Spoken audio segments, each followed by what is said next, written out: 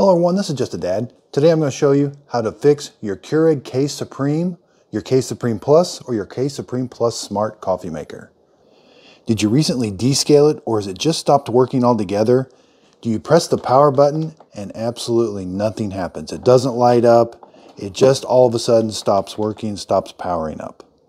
First, check the plug. Plug something else into it, make sure the plug is working, make sure that's not it before you go through all this work. Once you've established that the plug-in is fine, we're going to disassemble this. So we need to unplug it to make it safe. Unplug it, take the water tank off. You're going to need some tools. You're going to need an ohm meter. You don't necessarily need an ohm meter, but it helps to figure out what's wrong. Phillips screwdriver and kind of a couple straight slot screwdrivers, maybe some needle nose, and you're going to need the old paper clip for cleaning needles. So inside this coffee maker is a heating element. It looks just like this. I took this out of another one. There's a thermostat, over temperature thermostat on here. We can reset that. I had another viewer tell me that there's a little button right there we can push in and reset this. Now, it may have overtemped for a reason. So be careful. If your plastic is deformed on the side or something, that means it got really hot on the inside and your machine still may not work. But we're going to give it may be just a simple reset. But first, we got to take these apart. They are meant to be, you can take them apart. They're just a little tricky. Take the drip tray off. Okay, so there's 3 screws we want to take out. There's 1, 2, and they're kind of hidden. So we got to take away these little rubber feet. They just pop out real easy. There's 2 rubber feet. And then if your water reservoir is in the back, you'll have to move it to the side. But take out this little adapter. And there's a Phillips screw there. A number 1 Phillips works the best, but I think a number 2 fits it too. So take that screw out, and you can see there's a screw down there and a screw down there. So let's take all 3 of those out. There's what the 3 screws look like. Don't lose them. Okay, so we're going to be separating this. The shell is going to come off as an assembly. There's a seam right here, and we're going to have to that's where it's going to come apart, right here all the way around.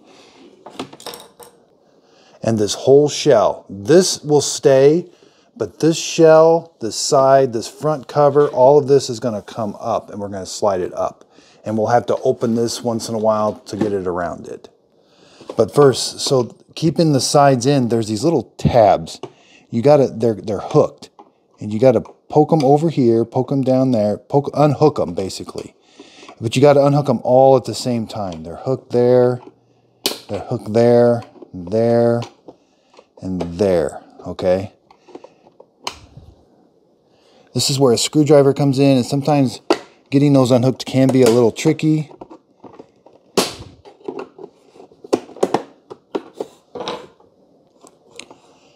Try not to, I've already damaged this one, so I've had it apart already, but try not to damage them, unhooking those. Sometimes you just have to get in here and kind of pop them loose. But if you take your time, you can disengage all, I think there's 6 tabs that go down into the base. Now the base will stay, and this cover is going to come out as an assembly now. We've got them unhooked all the way around. But you can see it's starting to jam up around here, so we got to open this up. And now you got to kind of pry it off of this and see how it's coming off the base and around the handle all together.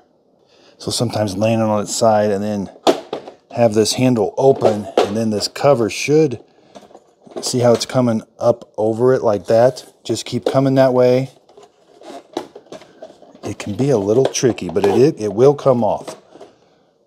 And then sometimes when it gets so far, you've got to kind of close the handle now. Now you got to kind of close the handle to kind of get it to come over and kind of open the sides up a little bit, and then it likes to catch right here. Now the whole assembly comes off. There we've got this whole cover comes off, and there's those tabs. I have broke those tabs before. So those are the ones you have to disengage from the base. Now we can see the inside. Sometimes the unit wants to come off of the base. You want to make sure that this unit is attached to this base. It'll sit nice and flush. Now, make sure it's unplugged. There's live electricity in here, so make sure it's unplugged. Okay, so what we're looking for is down in here. It's this assembly right here. There's going to be a wire going to it. That's your incoming power. That red wire goes to here and then there. So when this opens up, it kills power to the whole unit. It acts like it's completely dead. But if you do look, there is a little thing right there to press. But we need to check this first and make sure there's not a bunch of damage around here, like a bunch of melted plastic or anything. Okay, so there's that thermostat. There's a red wire and there's a white wire. You may have to get this green wire out of the way, but you can see the little hole in the middle. Okay, you've got to use an ohm meter. Now you don't have to, you could just press the reset button and see if it fixes it, but press the ohm meter or put it on ohms and see how this, I've got one lead attached to one end, one attached to the other. Now see how it's open? It says overload. Verify that your meters are hooked up right. So when there's continuity, you'll see that's 0.8 ohms. So come over here, and what you're going to do is you're simply going to press that, get your paper clip. It's going to be kind of tricky to get in there, but you're going to press that, and then it resets it. That's amazing. It may trip again. If it trips again, you've probably got worse problems and you're not going to be able to use it, but maybe it just tripped once and you're able to use your coffee maker again. Now, if you've got this, I've got this free Harbor Freight one, turn it on, turn it to 200 ohms. You've got your little leads here. And when you've got continuity, it'll show you continuity. And when it's open, that's what it shows. Okay, so on this one that I'm actually going to fix, I've got them connected. I'm showing 0, or I'm showing open.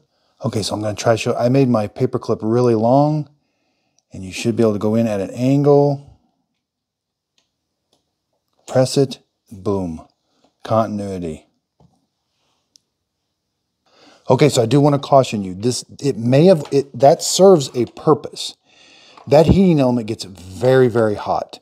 And say your pump stops running, so say your pump fails and there's no water flowing through that pump or through that heating element, it's going to overheat really, really quick and it's going to start melting the plastic around it. I've seen it on another Keurig. So this thermostat is a safety device so that this thing won't catch fire. So I'm not sure, sometimes they do just open up after a descale. I've had people descale their Keurigs, and after they descale it, it doesn't work anymore.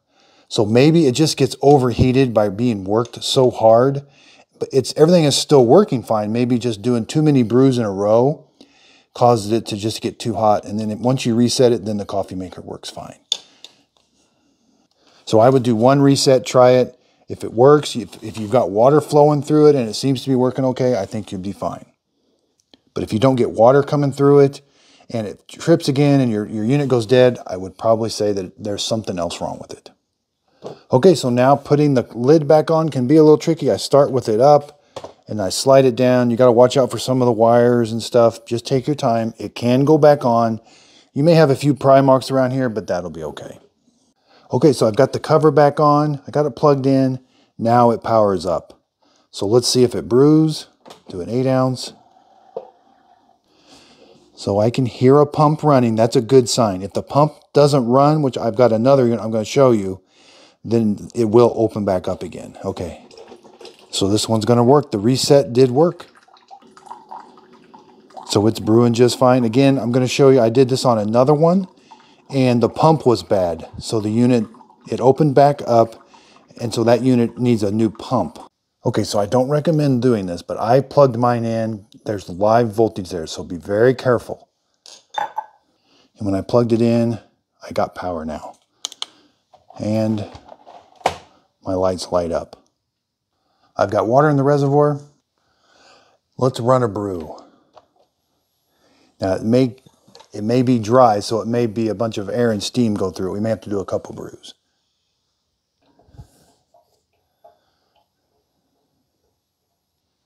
Okay, so on this one, the pump was not working and it opened back up. So mine is a dead unit. I've got to replace, this is the water pump here now. I can just replace that water pump. It is fairly simple at this point, but I did hear mine open back up. Now I come up here and it's completely dead. And there's that heating element did heat up without any water going through it. So there is a little bit of heat coming off here. So thanks everybody for watching. If you could, please like and subscribe.